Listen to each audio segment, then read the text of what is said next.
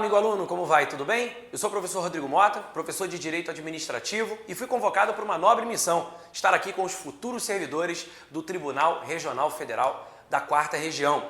Aqui nós temos um curso voltado à área de Tecnologia da Informação e matéria obrigatória para você, dentro do conteúdo de Direito Administrativo, a gente começa a trabalhar agora a Lei 8.112 de 90. Mota, por que trabalhar a Lei 8.112 de 90? Por uma razão muito simples. Ela trata do regime jurídico dos servidores públicos federais. Em outras palavras, quando você for servidor público federal, você vai ser regido por essa lei, a Lei 8.112.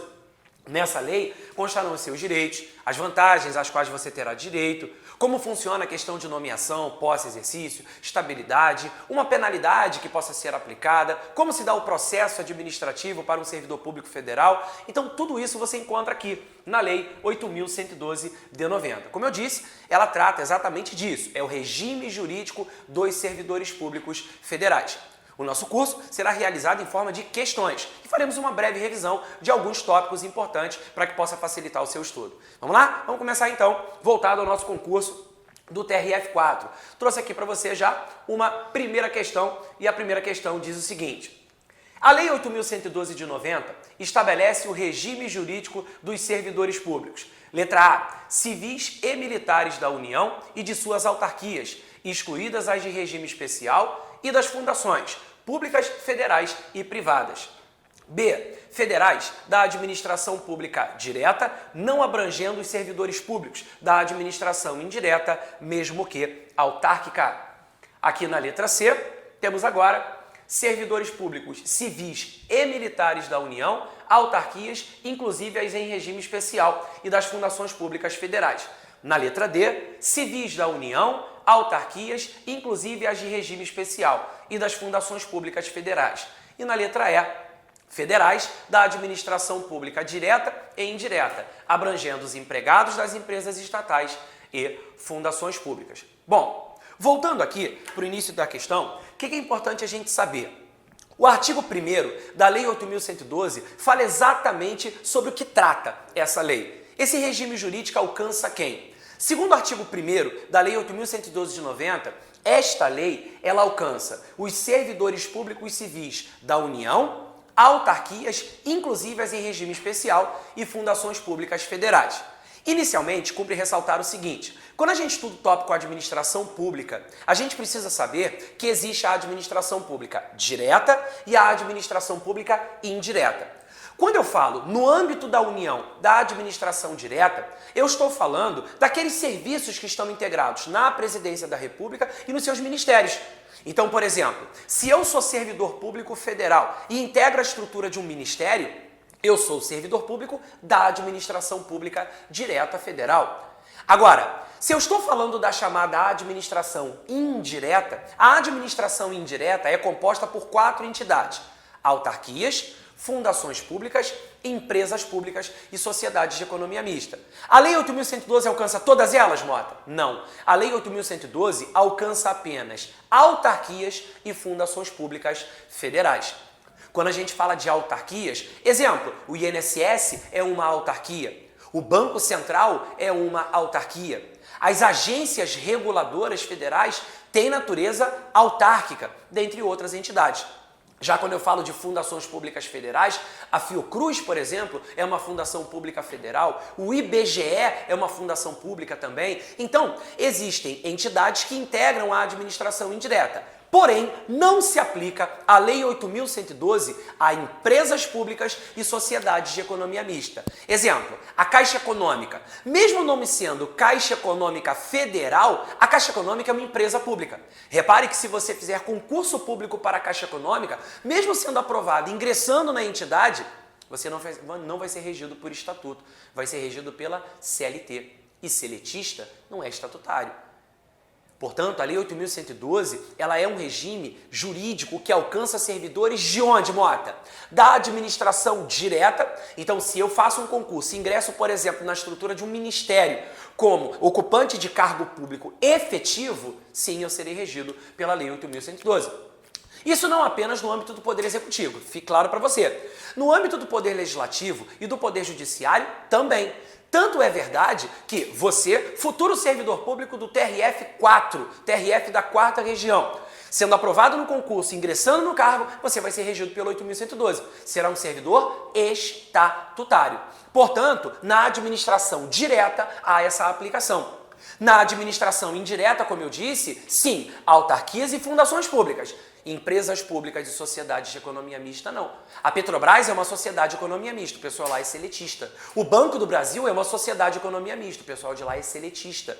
O BNDES é uma empresa pública, o pessoal de lá é o quê? Seletista. Os Correios, empresa pública, seletista. Estatutário, não. Estatutário, administração direta, autárquica e fundacional. Aqui no caso, federais. Então, já sabemos esse âmbito de aplicação. Um outro detalhe. Os militares não são regidos pela Lei 8.112. Os militares têm uma regra própria. Existe, inclusive, o Estatuto dos Militares. Portanto, não há aplicabilidade desse estatuto a servidores civis. O Estatuto dos Militares é para os militares. A 8.112, essa sim, é para os servidores públicos civis. Portanto, não. A 8.112 não alcança os militares. Mota, mas eu sou militar da Força Aérea, então eu sou regido pelo 8.112 porque a Força Aérea é uma força que atua no âmbito da União. Negativo. Meu querido amigo militar, você não é regido pela Lei 8.112. Combinado? Fechado? Vamos então analisar as opções que nós temos aqui. Olha só, a Lei 8.112 de 90 estabelece o regime jurídico dos servidores públicos. Letra A, civis e militares da União. Preciso continuar? Acho que não, né? Já percebeu que a letra A está fora. Na letra B, federais da administração pública direta, não abrangendo os servidores públicos da administração indireta, mesmo que autárquica. Peraí, INSS, Banco Central, autarquias federais são ou não são também regidas pelo 8.112? Positivo, então a letra B está fora. Vamos à letra C. Civis e militares da União. Preciso continuar? Claro que não, né? Militar não é regido pela Lei 8.112. Letra D, civis da União. Já ficou bacana. Administração pública direta federal. Ficou legal. Das autarquias, legal. Inclusive as de regime especial. Agências reguladoras, por exemplo, são autarquias de regime especial. Sim, se você fizer concurso para a ANEEL, a Anatel, a ANAC, a ANP, a ANS, dentre outras agências reguladoras federais, você vai ser regido pelo 8.112 quando você ingressar naquele cargo público efetivo. Aqui, seguindo, e das fundações públicas federais. Opa, já paramos aqui. A resposta da nossa questão de número 1 já é essa aqui. A letra D de deixaram uma vaga para você. Legal até aqui? Essa, então, é a resposta da questão de número 1. Peço encarecidamente que você faça a leitura do artigo 1º da Lei 8.112 para que você possa fixar esse conteúdo e, se cair de novo na prova, não há nenhum problema, você acerta a questão com tranquilidade. Estamos juntos até aqui? Maravilha? Ok. Vamos seguir, então, o nosso trabalho. Deixa eu só aqui apagar a letra D de dado. Vamos seguir o nosso trabalho aqui, então. Vamos à nossa questão de número 2, uma provinha de 2018 da FCC, do TRT da 6ª Região.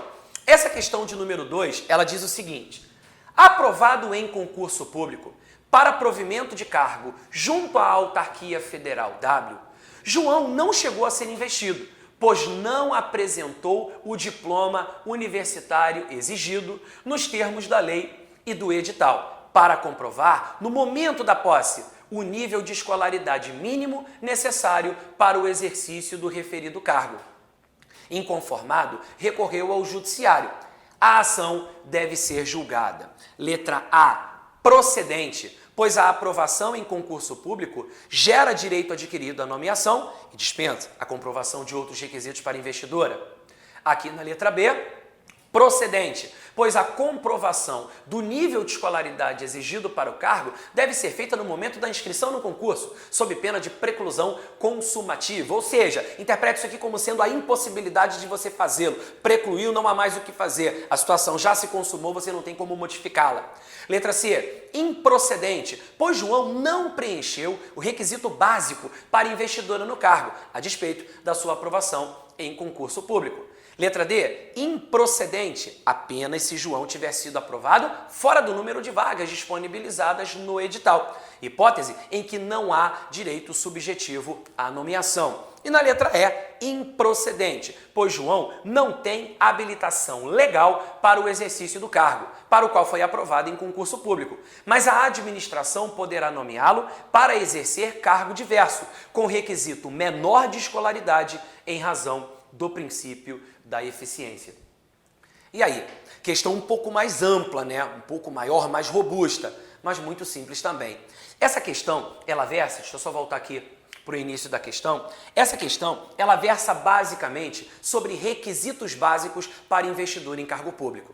Na sua Lei 8.112, o ponto-chave é o artigo 5º da lei. O artigo 5º da Lei 8.112 é o ponto mais importante para que você possa responder a essa questão.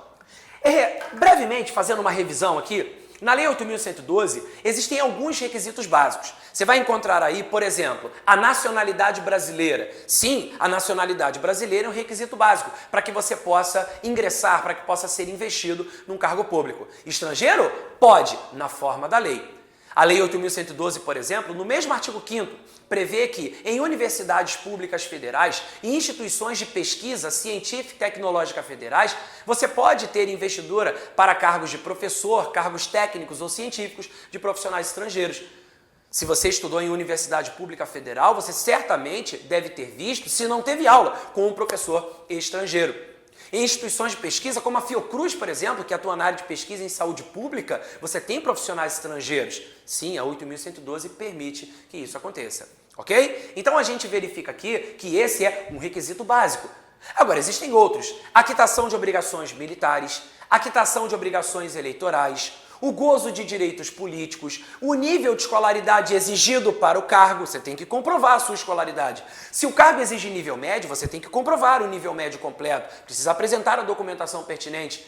Se você tem o nível superior completo como sendo exigência para o cargo, você precisa comprovar que tem o nível superior. Mota, se o cargo for de nível médio, eu tiver o nível superior completo, tem algum problema? Claro que não. Você tem uma escolaridade acima, não tem nenhum problema. O que não pode é ter uma escolaridade menor. O cargo ser de nível superior, você só tem o médio completo, chega lá, não, eu tenho médio, mas eu pretendo fazer faculdade. Então, quando você fizer passar na prova, você passa aqui, porque agora não tem condições. Ok? Agora um detalhe, se você fizer concurso para nível superior, o cargo é de nível médio, ele te exigir lá o diploma de nível médio, você vai ter que apresentar o diploma de nível médio. Já vi a administração encrencando com isso. Chega lá o cara com um diploma de nível superior, mas se eu tenho superior, pressupõe que eu tenho médio. Tudo bem, cadê o do nível médio? Então o pessoal é bem exigente, você é muito cuidado em relação a isso. Bom, mas aqui a gente tem a questão do requisito. Mota, existem outros requisitos? Claro que sim, dependendo da natureza do cargo, outros critérios podem ser exigidos. Aliás, a própria Lei 8.112 traz outros requisitos básicos também, ok? Você precisa, por exemplo, ter idade mínima de 18 anos, tem outros requisitos. O artigo 5º cita vários deles. Agora vem comigo aqui. Ele diz assim, aprovado em concurso público para provimento de cargo junto à autarquia federal. W, João não chegou a ser investido. Para tudo, corta aqui para mim, ó. Investido. Investido, Mota, sim, investidura. A investidura em cargo público se dá com a posse. A investidura em cargo público se dá com a posse, ok? A pessoa é nomeada, ela tem o prazo de 30 dias para tomar posse, ok? Mota, e se passar o prazo de 30 dias e a pessoa não tomar posse? A nomeação dela é tornada sem efeito. Então, a investidura ocorre com a posse. A pessoa foi nomeada, mas para ser considerada investida, ela tem que tomar posse. Ela tem que assinar o termo de posse. Aí sim, ele pode dizer, eu sou servidor. Legal? Então, o João nem chegou a ser investido, quer dizer, nem posse ele pôde tomar, porque ele não apresentou o diploma universitário exigido nos termos da lei e do edital para comprovar no momento da posse. Olha aqui, a gente acabou de falar disso, percebeu? Sobre posse, artigo 13 da sua lei, importantíssimo, hein? Sobre posse, dá uma paquerada depois no artigo 13, aqui, o nível de escolaridade mínimo necessário para exercício do referido cargo. Parou, corta aqui para mim. A pergunta é, precisa haver a comprovação do nível de escolaridade mínimo para ingressar no cargo? Claro que sim, está lá no artigo 5º da Lei 8.112. Portanto, ele não apresentou e aí não o deixaram tomar posse. Inconformado, ele recorreu ao judiciário. Mas o que o judiciário vai fazer? Era para o cara tomar posse mediante a apresentação da documentação. E ele não apresentou. Se ele não apresentou, o que o juiz vai falar? Não, tadinho, puxa vida, dá o cargo para ele, fiquei com pena dele. Claro que não. Olha o que ele diz assim, a ação deve ser julgada procedente. Peraí, a ação vai ser procedente? Claro que não, né?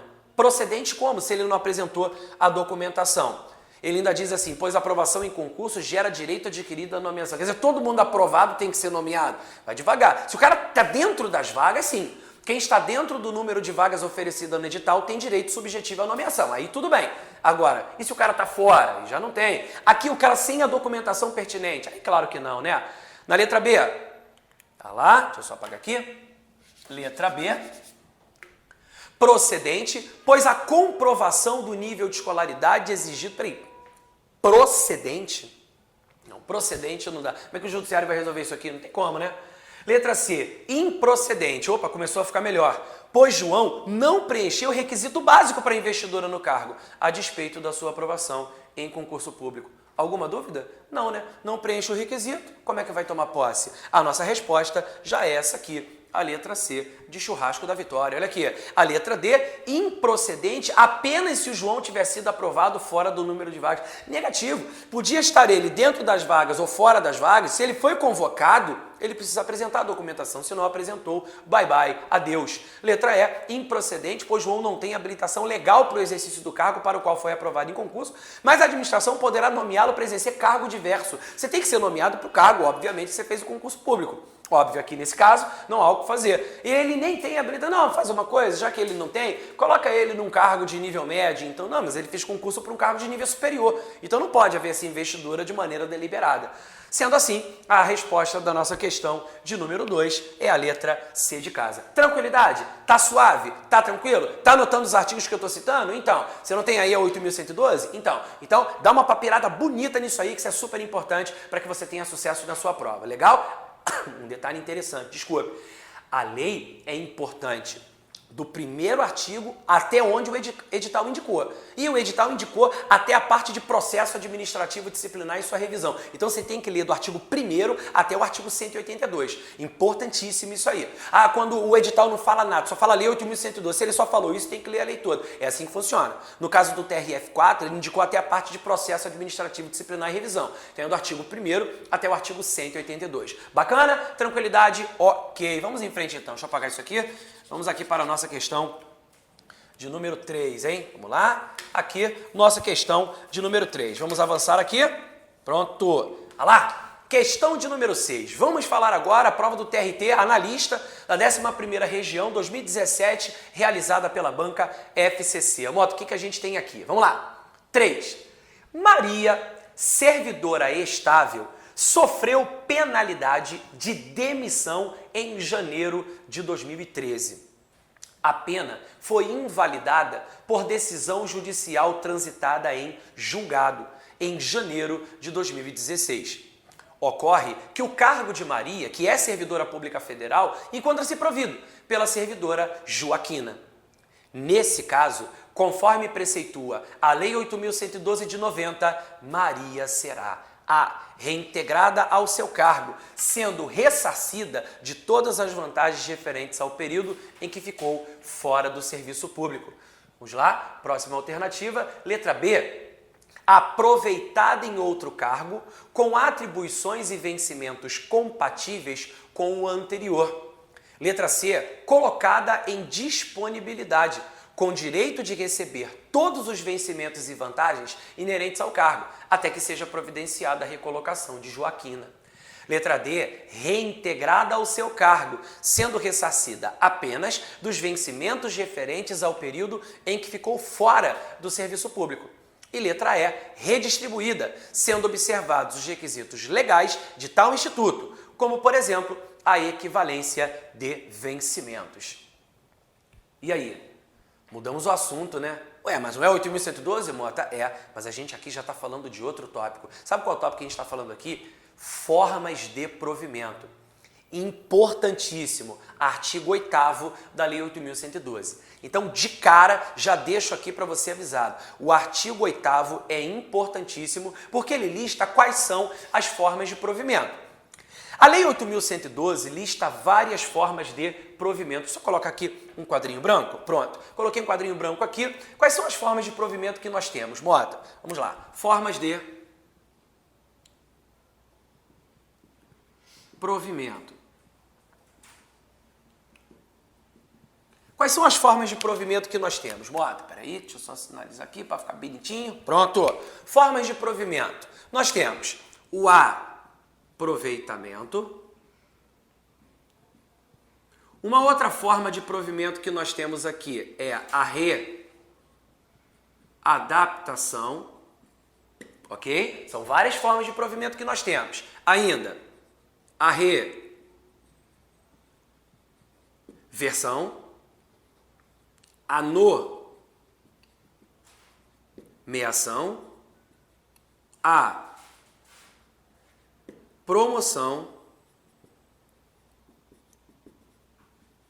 a reintegração e a recondução. Então nós temos, segundo o artigo 8º da Lei 8.112, 7 formas de provimento.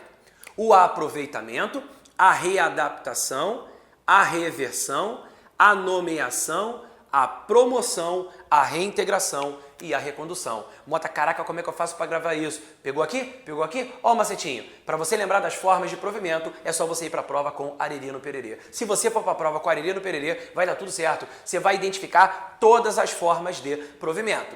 Claro, existem artigos que falam sobre essas formas de provimento.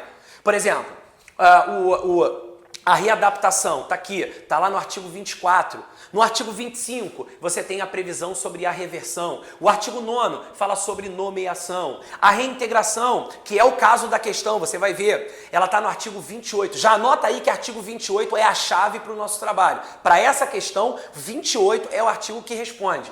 O artigo 29 fala sobre recondução. O artigo 30 vai falar sobre o aproveitamento. Não há um artigo específico, definindo promoção, mas há previsão sobre a promoção no artigo 17. Então você vai reparar que ali no artigo 17, 24, 25, 28, 29, 30, você tem previsões sobre formas de provimento. Dá uma lida bacana nisso aí para que você possa compreendê-las. Vamos lá. Aproveitamento, de modo bem breve, uma breve revisão. Aproveitamento. Aproveitamento é o retorno do servidor que estava em disponibilidade.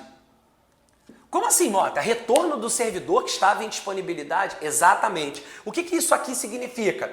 Imaginemos o seguinte, eu, Mota, sou servidor estável, ok? Sou estável. O meu cargo foi extinto. A lei foi lá e extinguiu o meu cargo. Quando um servidor é estável, se o cargo dele é extinto, ele fica em disponibilidade. Ele fica em casa, sem trabalhar, recebendo proporcional ao tempo de serviço dele, até que ele seja aproveitado. Pintou uma oportunidade, a administração me tirou da disponibilidade e me colocou de volta na atividade para desempenhar a atribuição. Isso é o quê? Aproveitamento. Beleza? Readaptação. Mota, readaptação, qual é a chave? É essa chave aqui, ó, limitação física ou mental. Limitação física ou mental, ok? Então, limitação física ou mental. Essa é a chave da readaptação. O que isso significa? O cara está investido num cargo, certo? Beleza. Aí, por alguma razão, ele ficou doente, alguma coisa aconteceu, ele apresentou uma limitação físico-mental que impede o pleno desempenho daquela atribuição. Mas ele não está totalmente inválido, ele pode ser colocado num outro cargo que seja compatível com a limitação que ele tem. Claro, desde que haja equivalência de vencimento, respeito ao nível de escolaridade, beleza. E aí, nesse caso, ele será o quê? Readaptado. Legal? Isso é readaptação. É só você lembrar, readaptação com D de dodói. Limitação físico-mental, dodói. Limitação físico-mental, dodói. Readaptação com D de dodói. Pegou?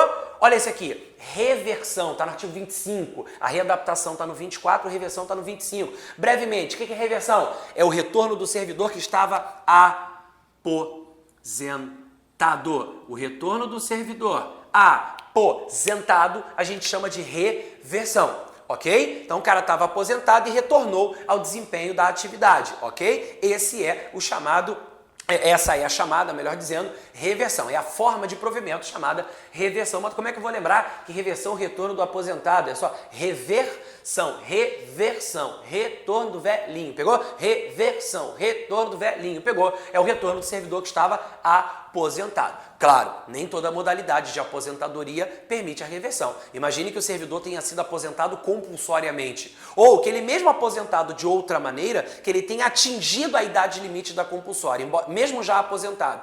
Obviamente, esse servidor não pode retornar. Para retornar, o cara não pode ter batido a idade da compulsória, óbvio, né? Nomeação é a única forma de provimento originário que nós temos, ok? O cara fez o concurso público, passou na prova, foi nomeado. Beleza, foi nomeado lá, estava dentro das vagas, vamos imaginar, a administração depois de um tempo foi lá e o nomeou. A nomeação é uma forma de provimento originário. Promoção, o que é promoção? É a passagem do servidor de cargo de classe inferior para classe superior, na mesma carreira.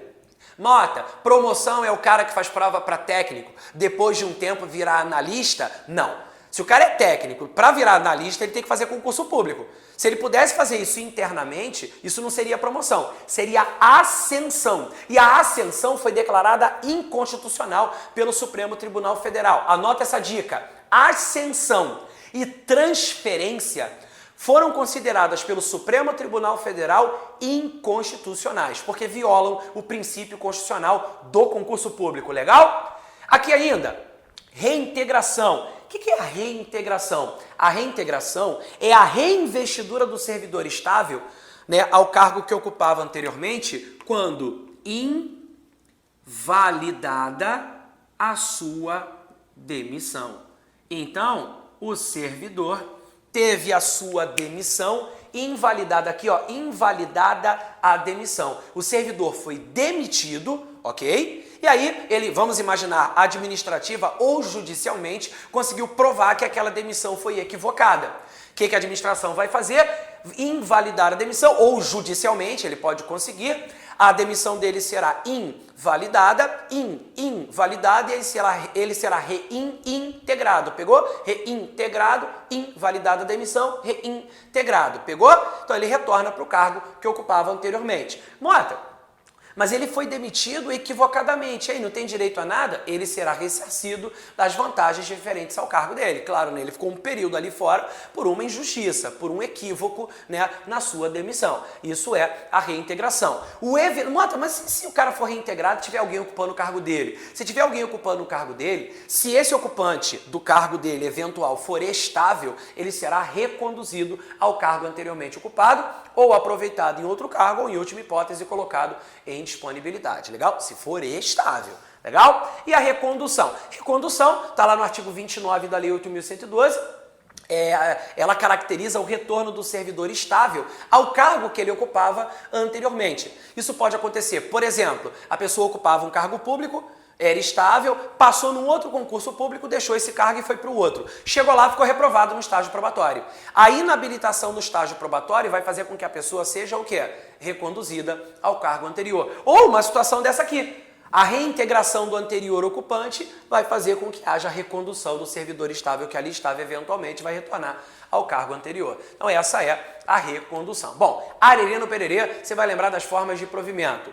Pescou? Pegou? Vamos voltar lá na questão? Vamos voltar lá na questão? Volta aqui comigo. Olha lá, vamos voltar na questão aqui. Vamos ver o que a gente consegue agora. Vamos ver o que a gente arruma aqui em relação a essa questão. Vamos lá, vou voltar aqui. Pronto, olha lá. A Maria é servidora estável. Ela sofreu penalidade de demissão em janeiro de 2013.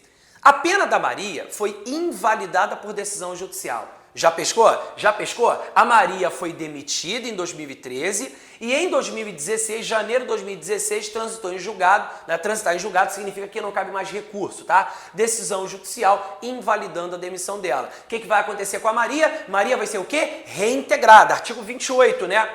Ocorre que o cargo de Maria, que é servidora pública federal, encontra-se provido pela servidora Joaquina. Bom, janeiro de 2013, janeiro de 2016, se você considerar em período absoluto 3 anos, a pessoa que está ocupando o cargo há 3 anos, vamos considerar que ela seja estável. Então a Joaquina, sendo estável, será reconduzida ao cargo que ocupava anteriormente, ou aproveitada em outro cargo ou colocada em disponibilidade, ok? Nesse caso, conforme preceitua a Lei 8.112, Maria será. Então a questão não quer saber o que vai acontecer com a Joaquina. O negócio da questão é a Maria. E a Maria foi quem? Quem foi demitida e depois invalidada a demissão e ela retornou. Letra A. Maria será reintegrada ao seu cargo. Já gostei. Sendo ressarcida de todas as vantagens referentes ao período em que ficou fora do serviço público. E aí, podemos sorrir? Nada mais nos impede? Com certeza, né? A resposta da nossa questão já é a letra A de alegria. Olha aqui. Letra A, resposta da questão de número 3. Mistério zero, né? Veja que as outras opções, deixa eu até colocar aqui para você. Olha só o que as outras opções trazem pra gente. Aproveitada em outro cargo, não, aproveitada seria se fosse disponibilidade, né? Colocada em disponibilidade, também não. Reintegrada ao seu cargo, essa aqui até ficou bacana. Sendo ressarcida apenas dos vencimentos, não negativas, vantagens em geral também. Letra E, redistribuída, cruzes. Essa aqui nada tem a ver com o que a gente precisa saber. Sendo assim, a gente chega à conclusão de que a resposta da questão de número 3 foi a letra A. Tranquilidade, se cair assim na prova, a gente vai jantar direito administrativo? Maravilha, fico feliz de saber que você está indo bem. Muito bom. Vamos lá. Vamos à questão de número 4 para a gente fechar esse bloco aqui? Vamos lá. Questão de número 4. Para fechar o bloco, hein? Para fechar, hein? Ó, de acordo com a Lei 8.112 de 90, um cargo público fica vago em razão de... Mota, sei lá, pô, a questão versa sobre o quê? Olha essa palavrinha aqui. Vago. Vago? O que isso significa, Mota? Que a questão versa sobre um assunto chamado vacância. Artigo 33 da Lei 8.112. Artigo 33 da Lei 8.112, vacância. Vacância lembra o quê? Só não pode falar vaca, hein? Vacância lembra vaga. Ou seja, o cargo ficou vago. Vem comigo. Letra A. Readaptação, que consiste no retorno do servidor ao cargo anteriormente ocupado. Letra B. Exoneração, que se dá exclusivamente em razão do pedido do servidor público comissionado ou titular de cargo efetivo. Letra C, aposentadoria, desde que por idade e a pedido, tendo em vista que quando por invalidez, a vacância do cargo só ocorre quando do atingimento da idade mínima. Aqui seguindo, letra D, pronto, promoção, quando precedida de concurso interno, hipótese em que o servidor passa a ocupar outro cargo efetivo. Letra E, posse em outro cargo público não passível de ser acumulável com o anteriormente ocupado pelo servidor. Mota, não entendi aqui. Como é que funciona? Quais são as formas de vacância que a lei apresenta? Vamos lá, vamos voltar aqui. Deixei aqui minha telinha branca. Quais são as formas de vacância trazidas pela Lei 8.112 de 90? Vamos lá, formas de vacância, artigo 33 da Lei 8.112. Quais são as formas de vacância que nós temos? Nós temos aqui, podemos falar, primeiro, na promoção, olha que interessante, a promoção é concomitantemente forma de provimento e de vacância. Ainda, a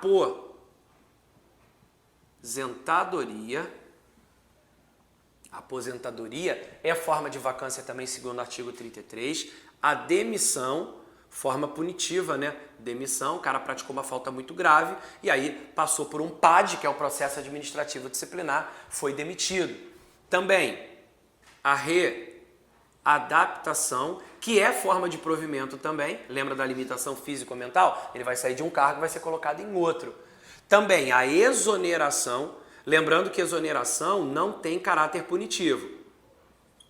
O servidor pode ser exonerado de ofício ou pedir exoneração, conforme prevê a Lei 8.112. A posse em outro cargo inacumulável. Mota, posse em outro cargo inacumulável significa que você está deixando um cargo para assumir outro, cargos esses que não poderiam ser acumulados. A Constituição Federal, bem como a 8.112, elas trazem possibilidades de acumulação de cargo, mas como exceção. A regra geral é não haver acumulação. A própria Constituição Federal diz que é vedada, eu disse vedada, é vedada a acumulação remunerada de cargos públicos, salvo nos casos. Que casos a acumulação seria possível? 2 cargos de professor, 1 cargo de professor com um cargo técnico ou científico, 2 cargos ou empregos privativos de profissionais de saúde com profissões regulamentadas, mas todas essas possibilidades de acumulação que a Constituição e a lei trazem estão condicionadas à existência de compatibilidade de horários. Aí na sua Lei 8.112, lá no artigo 118, há a previsão sobre essa acumulação, ok? Artigo 118. Fica ligado nisso, que para uma prova pode ser importante. Vai que a questão da prova versa sobre isso. Então, 118 da Lei 8.112 fala sobre a acumulação. Fica ligado nisso aí, beleza? Agora, vamos imaginar que sejam cargos inacumuláveis, cargos fora da possibilidade de acumulação. Então, você vai ter que sair de um cargo para assumir outro cargo. Então, você está tomando posse em outro cargo inacumulável. A posse naquele, obviamente, derivou de uma vacância do anterior. Você pediu vacância aqui para poder assumir lá. Legal? E a última forma de vacância que nós temos é o falecimento. Aqui não dá para ter dúvida, né? Que dúvida nós temos de que o falecimento gera vacância? Claro que sim, né? Morreu, gera vacância do cargo. Até aqui, beleza, nenhum mistério. Essas são, então, as formas de vacância. Caramba, Moata, como é que eu faço para gravar? Olha aqui, ó, só juntar as iniciais também, para facilitar a tua vida, hein? Tem gente que gosta de macete, tem gente que não gosta, tudo bem, não tem problema. Agora, para facilitar a vida, vai que na hora da prova não lembra. Se não lembrou, macete é plano B. Tá aqui, ó, promoção, aposentadoria, demissão, readaptação, exoneração, posse, outro cargo inacumulável e falecimento. Formas de vacância, como é que eu faço para lembrar? É só lembrar do Padre Policial Federal. Padre Policial Federal, Padre PF, pegou? O Papa é POP e o Padre é PF. Olha aqui, ó, Padre PF, Padre Policial Federal. Tá joia? Até aqui, tranquilidade, né? Tem uma outra forma de lembrar também, é tranquilo também de lembrar, olha aqui, ó, olha aqui. Você lembra de uma figura religiosa muito importante, muito carismática, que visitou o Brasil algum tempo atrás, alguns anos atrás? O Papa Francisco, né? O grande Papa Francisco. Então, dá para lembrar aqui, ó, o Padre Papa Francisco, olha aqui, que veio de onde visitar a gente? Veio lá do Vaticano, pegou? Lá do Vaticano visitar a gente. Só uma forma de gravar, beleza? Padre PF, lembrou do Padre PF, você vai lembrar aqui das formas de vacância. Pescou? Tá tranquilo? Brevemente revisado? Agora volta comigo, deixa eu apagar isso aqui. Chega de lero-lero e vamos para a questão, A proposta é essa, né? Não é só resolver a questão. É aqui também destacar alguns pontos importantes. Volta comigo, olha lá. Questão de número 4. De acordo com a Lei 8.112, um cargo público fica vago em razão de... Quais são as situações que deixam o cargo vago? A. Readaptação. Opa, readaptação é uma forma de vacância, sim. Que consiste no retorno do servidor ao cargo anteriormente ocupado. Peraí, retorno do servidor ao cargo ocupado anteriormente é recondução, né? Essa aqui não tá bacana, não. Letra B, exoneração. É uma forma de vacância, que se dá exclusivamente em razão do pedido do servidor. Não, peraí. Não existe a exoneração de ofício? O cara tomou posse, ele tem prazo de 15 dias para entrar em exercício. Lembra que eu falei que o nomeado tem prazo de 30 dias para tomar posse? Senão a nomeação é tornada sem efeito? Quando ele toma posse, ele tem o prazo de 15 dias para entrar em exercício, certo? Exercício é o início do cumprimento das atribuições. E se ele não entrar em exercício no prazo de 15 dias contado da posse? Ele será exonerado. Olha isso, tá vendo? Exoneração de ofício, não foi ele que pediu. Letra C, aposentadoria. Beleza, desde que por idade há pedido, tendo em vista que quando por invalidez a vacância só ocorre quando do atingimento... Não, aposentadoria não importa a modalidade, o cargo fica vago. Errada também. Vamos lá, letra D, promoção. Beleza, quando precedida de concurso interno? Não, já foi. Essa já está fora. Nossa esperança é a letra E, hein? Letra E, posse em outro cargo público não passível de ser acumulável. Opa, posse em outro cargo inacumulável, então, como anteriormente ocupado pelo servidor. Nada mais a declarar. A resposta, artigo 33 da Lei 8.112, é a letra E de o ano da sua vitória. Legal? Tá aqui, resposta da questão letra E. A gente fecha então esse bloco. Eu vejo você no próximo bloco com outras questões.